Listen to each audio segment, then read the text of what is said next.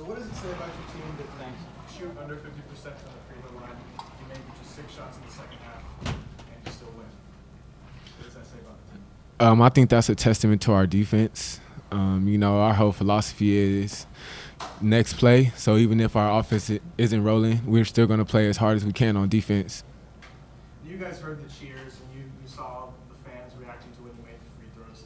Did you kind of notice it throughout the game that you weren't making them? I mean, it's kind of hard to not to notice. Yeah, the cheers were funny actually. But no, we knew we weren't making free throws. But we can't worry about that in the midst of the game. We just gotta play and find a way to win. So. Is there something you can do in practice to do it, or is it just repetition and? Yeah, just repetition, and then when you get to the game, doing the same thing you do in practice. So. How about what do you guys talk about the defense you guys played today? I mean, we just, like Poe said earlier, our philosophy is defense first. So we know if any of us don't play defense or don't play hard, we're going to come out the game. So, I mean, we just want to win. So we know with defense, you can do that no matter how bad we play on offense or how bad we're not making free throws. We know if we play good defense, we'll win. Polee, what was it like guarding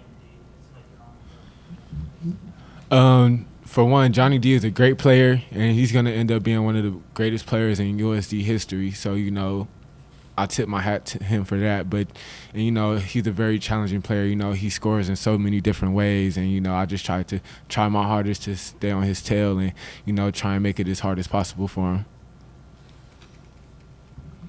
A lot of just chasing him off the ball too, maybe work for him?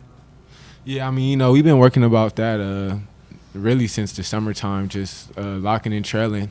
So, I knew this time would come when we would play a great shooter that would come off a lot of screens. So, I was very prepared for it. You guys held him 5 of 12 shooting and got a lot of his points late. How does it make you, Polee, and Kell more specifically feel knowing that you can hold a really good guard like that? He's one of the better guards you're going to see. Knowing that you can hold him to not one of his better nights without playing in the lineup. I think all the credit should go to our coaches, because they prepare us so well to play any type of player, whether it's a great guard like Johnny D or it's a great big man. So I think I think I could speak for Trey, Kell as well when I say I could tip my hat to the coaches for preparing us. What was it like seeing Strictly that, especially whenever you guys were on the bench and you guys were really excited whenever they such a ball? It was definitely a good thing to see, especially since we lost AQ, and AQ is a really good shooter. So it seemed like we basically replaced him with Matt. So Matt's a really good shooter. He can help us space the floor, so he can help people like JJ or Angelo or Sky in the middle. And if they collapse, we have shooters on the perimeter to kick out to. So it's definitely a good thing. What else about Akil Quinn did you guys miss out there tonight?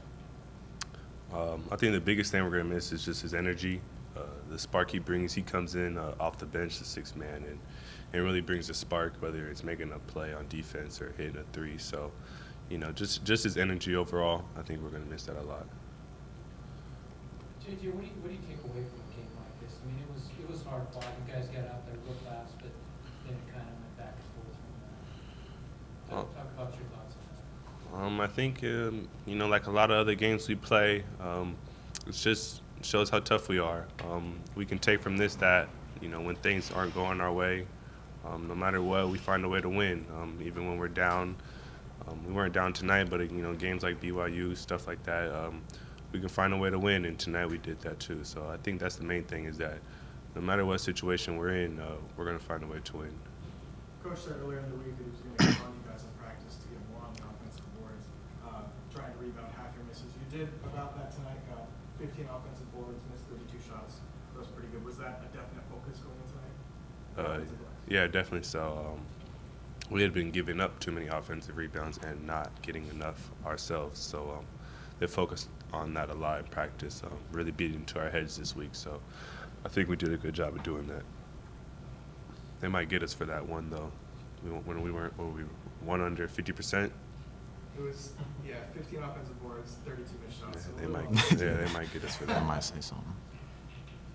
Did you wear the AQs like Thursday? Yeah, I was wearing his warm-up shirt. Yeah.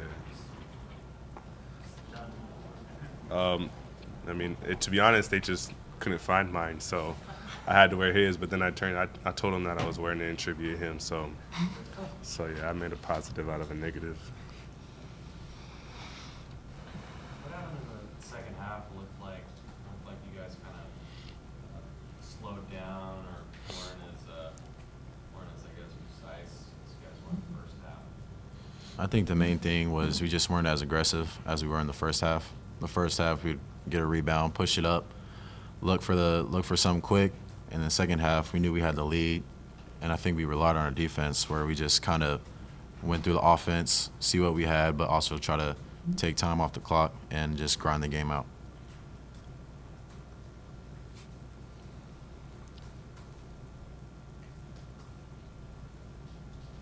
I don't know if you guys have been asked, this is 53, 51, 57 points your last 3 games at home, but you go to Lahaina and you score well. Is there something weird about this place? Is it haunted or something? We're in there too much. No, I think it's just the team we're playing against. What the night calls for. So, we don't purposely try and keep games in the 50s or anything. So, I think it's just the flow of the game. What happens. Don't want to just try to keep it crowded.